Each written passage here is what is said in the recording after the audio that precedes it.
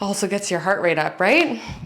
Okay, so our next round, we're just going to use one of the weights, and it's going to be a single leg series. I'm gonna grab some water before we go on. So you can do the same if you need. For this one, you're just gonna grab onto one of the weights. Doesn't matter which side you start with really, but the hand you're starting with, make sure you have some room to move to this side of you, okay? From there, the opposite leg is going to step back into a curtsy. So you step back, curtsy lunge, it crosses behind you, back up center, you shift the weight over the leg that just went back, and you do a side leg lift. You step the leg back, back center, and then the opposite leg lifts.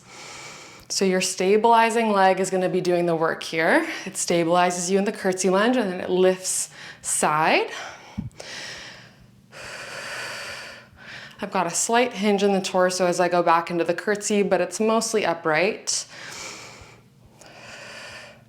Pressing through front heel to stand, and then you can allow the weight to rest on the outer thighs, the leg lifts.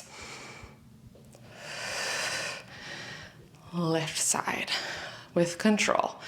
You curtsy down and lift. Amazing. Pressing through front heel to lift, really feeling the glute white while you do that. Already my words are getting jumbled. We know that means it's good. Let's do 4 more. Cross, curtsy back, press through front heel, shift the weight, lift your stabilizing leg. So most of the work is going to be felt in the leg that's stabilizing you during the curtsy. It's working in both parts of the move. This other leg is also working. Last one, you hold lift. You're gonna step out wide, side lunge, and then back into the side lift. So you land, side lunge, and lift. Little balance component, you can always tap the leg if it's not working. I want you to think about keeping your shoulders square. So your obliques have to work because you have the weight in one hand. The weight comes beside your thigh as you lunge back, and then it rests on the thighs. You lift the leg for a little additional work. Belly button pulls up and in every time you lift up. For 2. And sit the bum back, press through heel stand 1, holding here. You're gonna take the leg, cross it in front of you, and then side. Cross, side. So it comes across the belly button, across the midline, and then back outside. If you need to hold on to something, you can, but really try to focus on pulling the belly button up and in, focusing on one point can also help.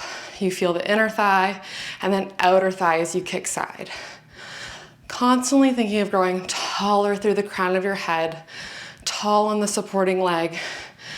The weight rests on the thigh as you kick side for a little added burnout. Let's do 4 more. 4. Obliques working like crazy to keep you balanced as well. This is 3. Cross kick 2. And 1. Step side, you're gonna bend the legs, drop the weight, and then allow the legs to lengthen as you drop the head forward. Give the hips a little wiggle for me. Catching the breath, and then soft bend in the knees as you press the heels, roll bone by bone to stand. Okay, we did one side.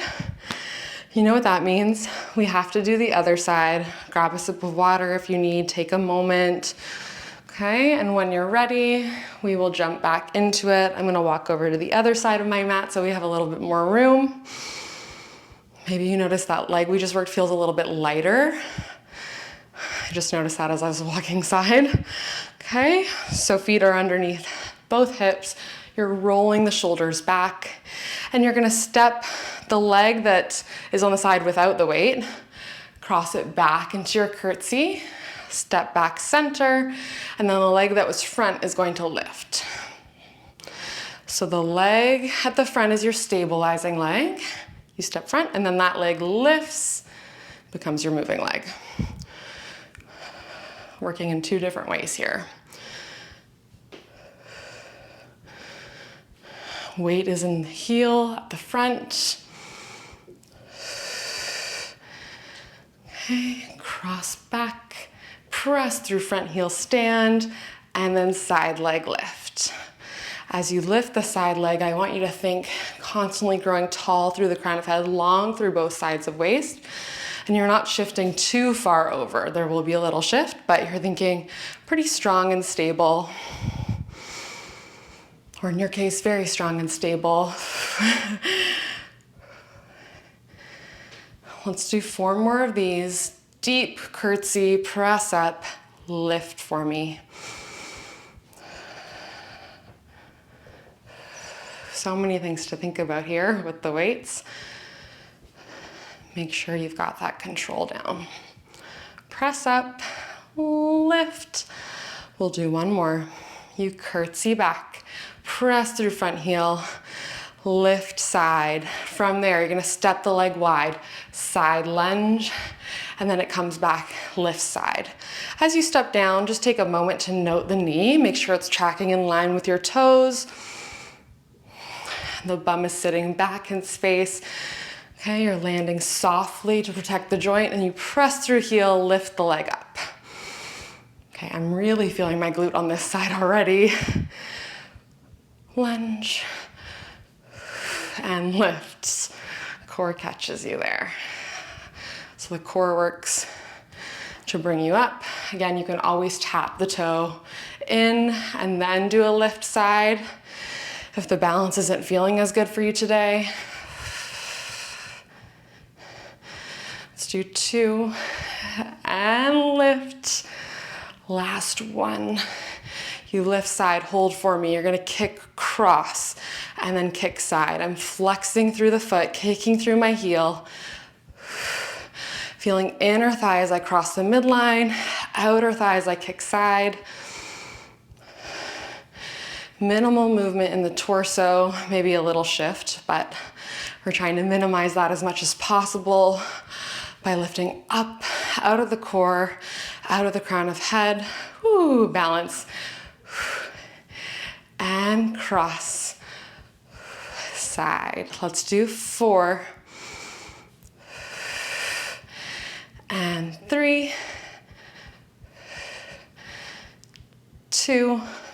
Whew, it burns. 1, wide, land that leg, bend through the knees to drop the weight, and then allow them to extend as you drop the head.